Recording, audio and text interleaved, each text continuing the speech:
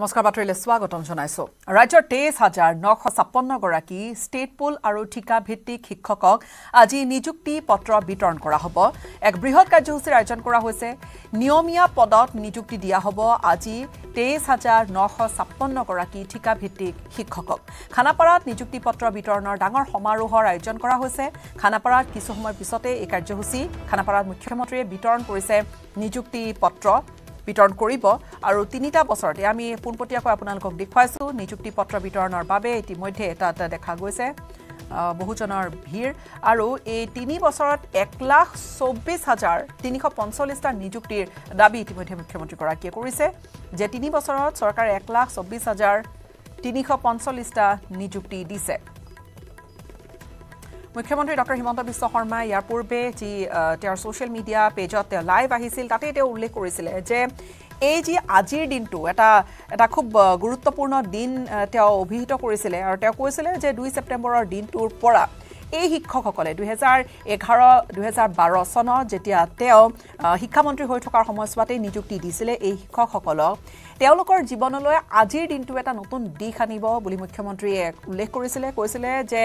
এই যি প্ৰায় তেতিয়া ৩৫,০০০ শিক্ষকক দিয়া হৈছিলে চাকৰি সৰ্বশিক্ষা মিছনৰ অধীনত সৰ্বশিক্ষা অভিযানৰ অধীনত তেওঁলোকে চাকৰি কৰি আছিলে প্ৰায় ৩৫,০০০ শিক্ষক আৰু ইয়াৰে ভিতৰত এই ৰাজ্যৰ বৰ্তমান এই প্ৰায় ২৪,০০০ শিক্ষকক আজি চৰকাৰী আওতালৈ অনা হ'ব আৰু এই চৰকাৰী আওতালৈ অনাৰ লগালগ তেওঁলোকে NPSৰ গোটেই সুবিধাখিনি লাভ কৰিব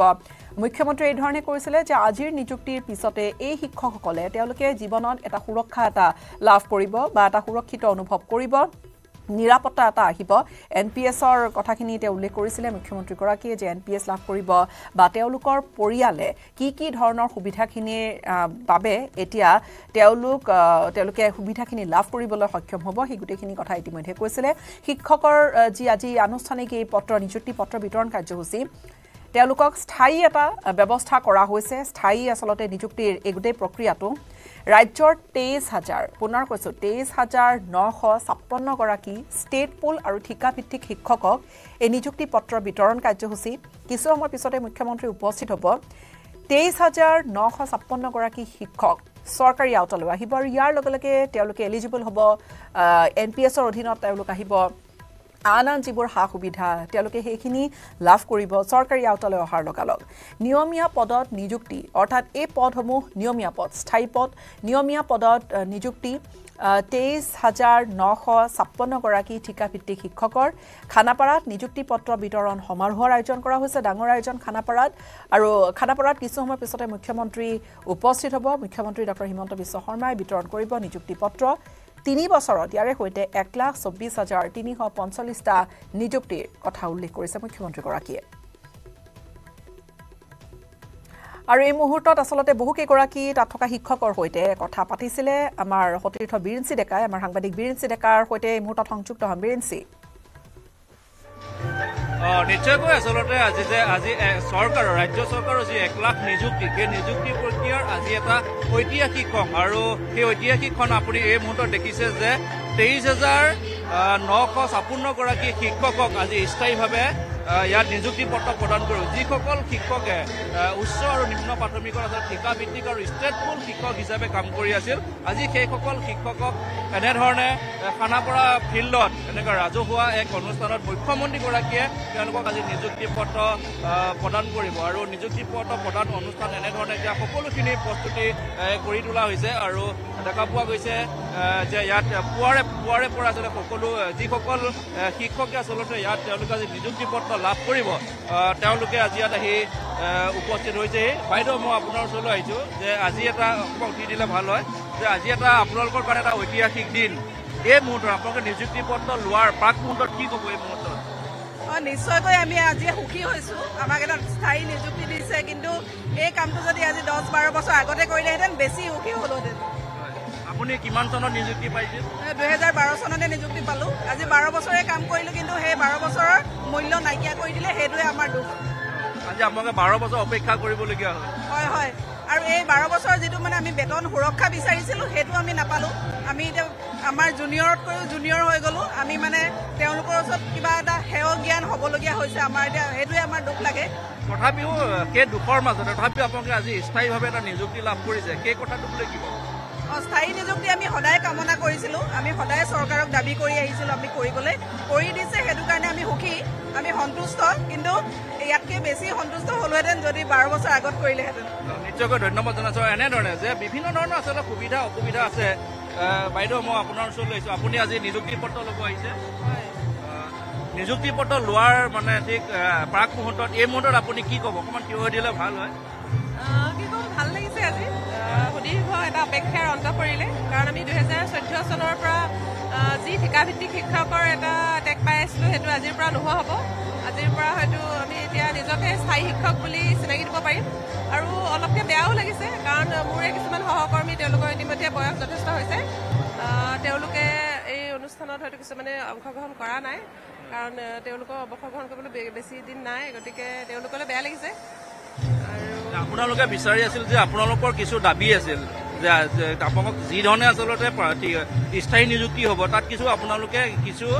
ক্ৰাইটেৰিয়া আপোনালোকৰ ফালৰ পৰা দিছিলে সেইখিনি মানি লোৱা নহ'ল নেকি চাওঁ এতিয়ালৈকে হয়তো এতিয়াও আমি পজিটিভ এটা মন লৈ আহি আছোঁ হয়তো কিবা ভাল খবৰ দিবও পাৰে নাজানো এতিয়ালৈকে কিন্তু আমাৰ যি দাবী আছে সেই দাবীখিনি পূৰণ হোৱা হ'লে ভাল লাগিল হয় কাৰণ আজি আমি যিটো আমাৰ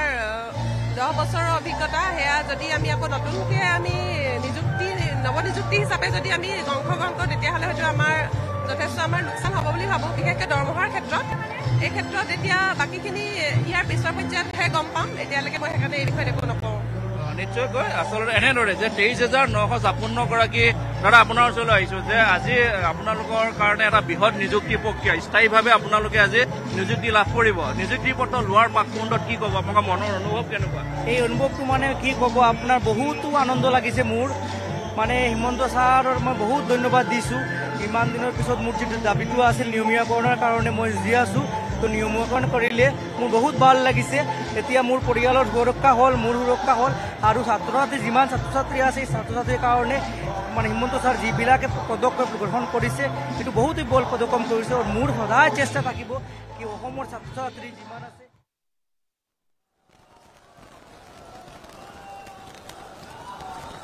মই মাননীয় মুখ্যমন্ত্ৰী মহোদয়ক মুখ্যমন্ত্ৰী ডক্টৰ হিমন্ত বিশ্ব শৰ্মা আহি উপস্থিত হৈছেহি মঞ্চত আৰু মুখ্যমন্ত্ৰীৰ সৈতে দেখা গৈছে সাংসদ বিধায়ক অসম চৰকাৰৰ শিক্ষা বিভাগৰ মাননীয় মন্ত্ৰী ডাক্তৰ ৰনোজ পেগুক দেখা গৈছে নন্দিতা গাৰ্লোছাৰ শক্তি ক্ৰীড়া আৰু যুৱ কল্যাণ সমবায় আদি বিভাগৰ মাননীয় মন্ত্ৰী শ্ৰীযুতা নন্দিতা গাৰ্লোছা মহোদয়া গুৱাহাটী লোকসভা সমষ্টিৰ মাননীয় সাংসদ শ্ৰীযুতা বিজুলী কলিতা মেধি মাননীয় বিধায়ক ক্ৰমে Shriyut Hemanga Thakuria Shriyut Lawrence Islary Shriyut Sushanta Buragohain Shriyut Rukma Gohain Baruah chairman Assam higher secondary education council Assam চৰকাৰৰ বিদ্যালয় শিক্ষা বিভাগৰ মাননীয় সচিব শ্ৰীযুত শ্বাহ নৱাজ চৌধুৰী দেৱ এতিয়া অসম সংগীতৰ বাবে সমূহ সদাশয় ব্যক্তিক থিয় হ'বলৈ অনুৰোধ জনাইছোঁ।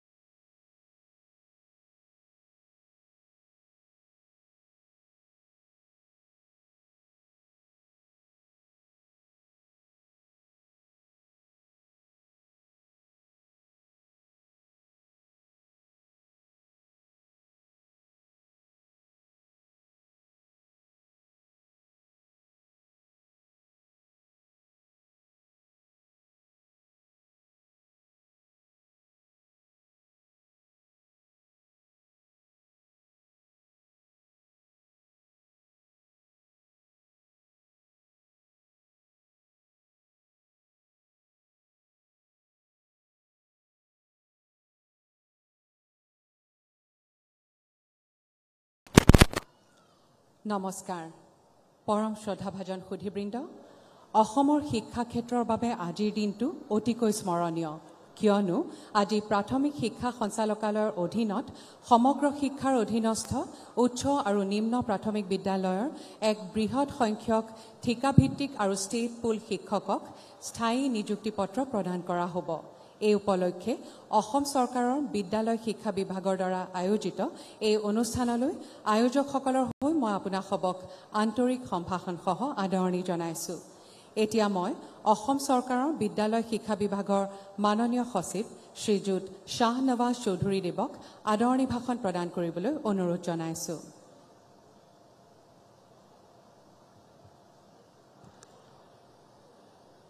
স্থায়ী শিক্ষক পদ অনুষ্ঠানৰ এই সমাৰোহত আজি সন্মানীয় অসমৰ মুখ্যমন্ত্ৰী শ্ৰীযুত ডক্টৰ হিমন্ত বিশ্ব শৰ্মা মহোদয় সন্মানীয় অসমৰ শিক্ষামন্ত্ৰী শ্ৰীযুত ডক্টৰ ৰণোজ পেগু ডাঙৰীয়া সন্মানীয় শক্তি বিভাগৰ মন্ত্ৰী মহোদয়া শ্ৰীযুত নন্দিতা গাৰ্লছা ডাঙৰীয়ানী সন্মানীয় সাংসদ শ্ৰীমতী বিজুলী কলিতা ডাঙৰীয়ানী সন্মানীয় বিধায়ক শ্ৰীযুত হেমংগ ঠাকুৰীয়া ডাঙৰীয়া সন্মানীয় বিধায়ক শ্ৰীযুত লৰেন্স ইছলাৰী ডাঙৰীয়া সন্মানীয় বিধায়ক শ্ৰীযুত সুশান্ত বৰগোহাঁই ডাঙৰীয়া সন্মানীয় চেয়াৰমেন অসম হায়াৰ ছেকেণ্ডেৰী কাউন্সিলৰ শ্ৰীযুত ৰুক্ম গোহাঁই বৰুৱা ডাঙৰীয়া লগতে আমাৰ শিক্ষাগুৰুসকল মই সকলোকে আজি এই সমাৰোহলৈ উষ্ম আদৰিছোঁ আৰু অভিনন্দন জ্ঞাপন কৰিছোঁ আৰু এইখিনিতে আজি আমাৰ এই অনুষ্ঠানটো সুকলমে যাতে আগুৱাই যাব পাৰে সকলোৰে সহযোগিতা কামনা কৰিছোঁ ধন্যবাদ ধন্যবাদ মহাশয়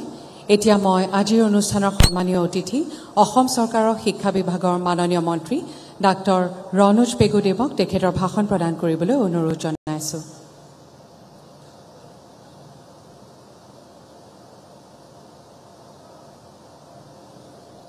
অসমৰ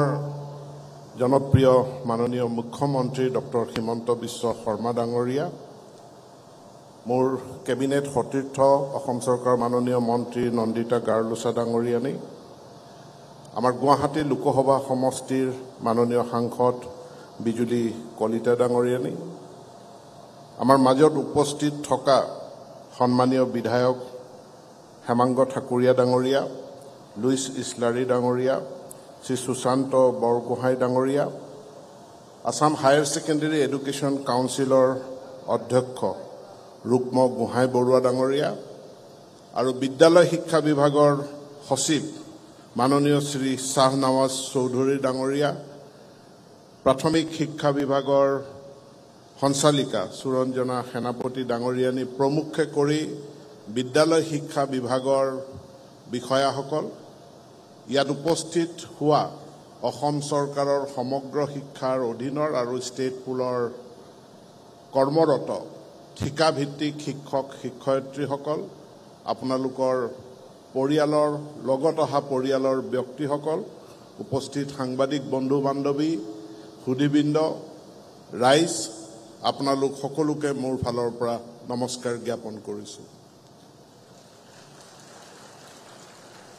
আজি আমাৰ সকলোৰে বাবে এটা ডাঙৰ প্ৰাপ্তিৰ দিন শিক্ষা বিভাগৰ বাবে অসম চৰকাৰখনৰ বাবে আপোনালোকৰ বাবে আজি এটা প্ৰাপ্তিৰ দিন এই প্ৰাপ্তিৰ কৃতিত্ব আমি প্ৰদান কৰিব লাগিব আজিৰ অসমৰ মাননীয় মুখ্যমন্ত্ৰী আৰু ইয়াৰ আগৰ অসমৰ শিক্ষামন্ত্ৰী ডক্টৰ হিমন্ত বিশ্ব শৰ্মা ডাঙৰীয়া তেখেতৰ বলিষ্ঠ নেতৃত্বত 2009 চনত শিক্ষাৰ অধিকাৰ আইন গৃহীত হোৱাৰ পাছত 2012 চনৰ মে মাহত অসমত প্ৰথমবাৰৰ বাবে টেট শিক্ষকৰ নিযুক্তি প্ৰক্ৰিয়া আৰম্ভ হৈছিল আৰু ঠিকা ভিত্তিক সমগ্ৰ শিক্ষাৰ অধীনৰ ঠিকা ভিত্তিক টেট শিক্ষকৰ নিযুক্তি আৰম্ভ হৈছিল পৰৱৰ্তী পৰ্যায়ত যেতিয়া আমাৰ শিক্ষকৰ সংখ্যাৰ কম আছিল অভাৱ আছিল তেখেতৰ নেতৃত্বতে আমি খবৰধাৰা অব্যাহত ৰাখিম বিশেষকৈ আজি প্ৰাপ্তিৰ দিন বুলি উল্লেখ কৰিছে শিক্ষামন্ত্ৰীগৰাকীয়ে ভাষণ বৰ্তমান আগবঢ়াই আছে বিৰতি এটা লৈছো এইখিনিতে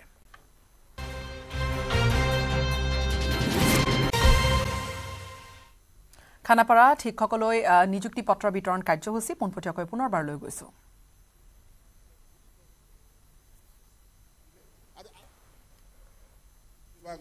সাহস দিছে যি সাহসৰ কাৰণে আজি আমি এই কাম কৰিবলৈ সক্ষম হৈছো মই মাননীয় মুখ্যমন্ত্ৰী ডাঙৰীয়াক মোৰ ফালৰ পৰা ধন্যবাদ জ্ঞাপন কৰি আপোনালোক সকলোকে অভিনন্দন শুভেচ্ছা জ্ঞাপন কৰি আৰু আপোনালোকৰ পৰিয়ালৰ লোক সকলোকো মোৰ ফালৰ পৰা আমাৰ শিক্ষা বিভাগৰ পৰা আশ্বাস প্ৰদান কৰি যে আমি লগত আছো কোনো অসুবিধা নহয় এই কথাকিটা কৈ মই মোৰ বক্তব্য সামৰণি মাৰিছো ধন্যবাদ ধন্যবাদ মহাশয় এতিয়া মই আজিৰ অনুষ্ঠানৰ মুখ্য অতিথি অসমৰ মাননীয় মুখ্যমন্ত্ৰী ডক্টৰ হিমন্ত বিশ্ব শৰ্মা দেৱক তেখেতৰ বহুমূলীয়া ভাষণ প্ৰদান কৰিবলৈ বিনম্ৰ অনুৰোধ জনাইছো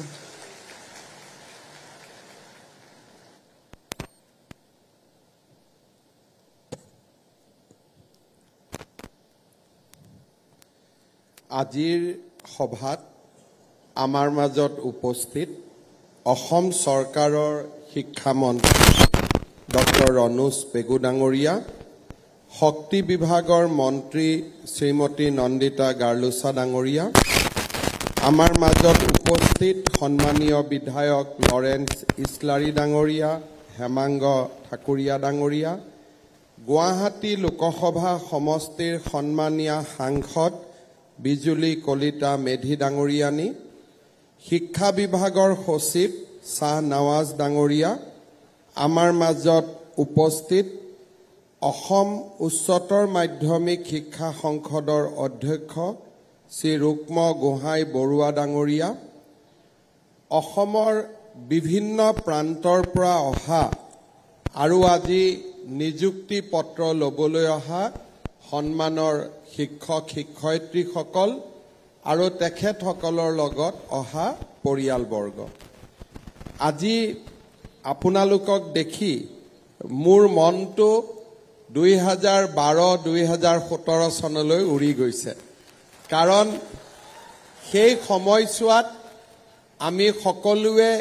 এই খানাপাৰা ফিল্ডতে আমি নিযুক্তি পত্ৰ লৈছিলোঁ আৰু আজি আমি জীৱনত যেনেকৈ বিয়া বৰুৱা হোৱাৰ পিছত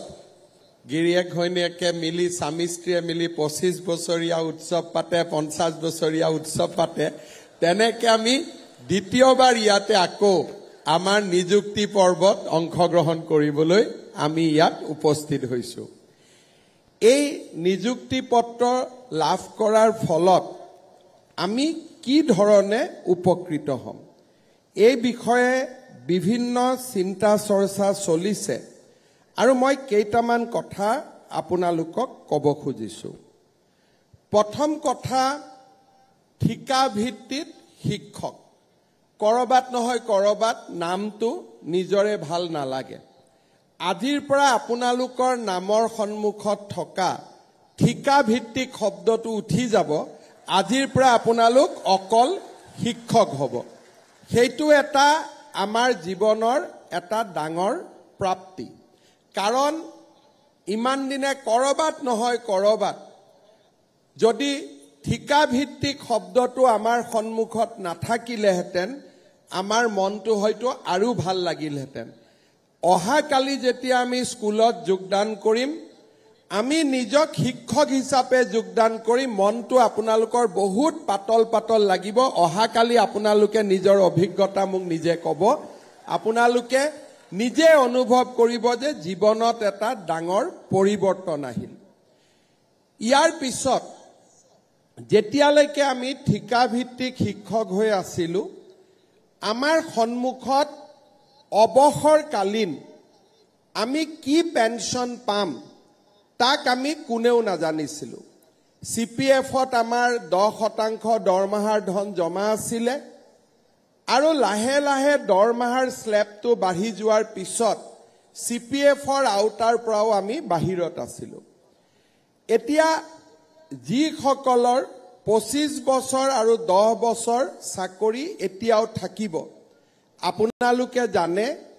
যে ভাৰত চৰকাৰে ইউনিফাইড পেনশন স্কিম, এই পেনশন স্কিম আমাৰ বাবে লৈ আহিছে। এতিয়াৰ পৰা আমি অহা কালিৰ পৰা যদিও UPS অসম চৰকাৰে এতিয়াও গ্ৰহণ কৰা নাই, কিন্তু অহা কালিৰ পৰা আপোনালোক NPS-ত আৰু NPS-ত যোগদান কৰা সকলে অটোমেটিক্যালি 1 এপ্ৰিলৰ পৰা আপোনালোকে UPS-লৈকে আপোনালোকে যাবলৈ সক্ষম হ'ব। ইয়াৰ ফলত অৱসৰকালীন জীৱনত যিটো সৰ্বশিক্ষা অভিযানত থকালৈকে যিটো অৱসৰকালীন জীৱনৰ এটা নিশ্চয়তা আমাৰ নাছিলে, এতিয়া আমি বহু পৰিমাণে অৱসৰকালীন জীৱনত এটা নিশ্চয়তা পাবলৈ সক্ষম হ'ম। আমাৰ চৰকাৰৰ ষ্টেট বেংক অফ ইণ্ডিয়াৰ লগত এটা আমাৰ বিশেষ যোজনা আমি চলাই ৰাখিছোঁ, সি হৈছে আপোন ঘৰ। যেতিয়ালৈকে আমি সৰ্বশিক্ষা অভিযানত আছিলোঁ, কোনোবা বেংকে আমাক আপোন ঘৰ যোজনা দিছিলে বা কোনোবাই আমাক দিয়া নাছিলে। এতিয়াৰ পৰা আপোনালোকে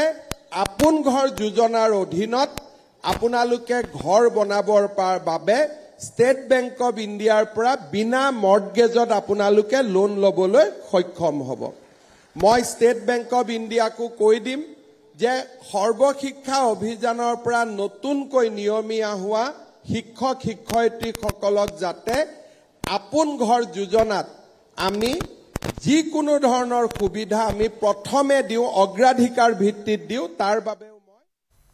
আমি খবৰধাৰা অব্যাহত ৰাখিম। খন্তেক সময় বিৰতি লৈছোঁ। এই মুহূৰ্তৰ বাতৰিৰ পৰা বিদায় লৈছোঁ। ইয়াৰ পিছতে আমি পোনপটীয়া সম্প্ৰচাৰ অব্যাহত ৰাখিম।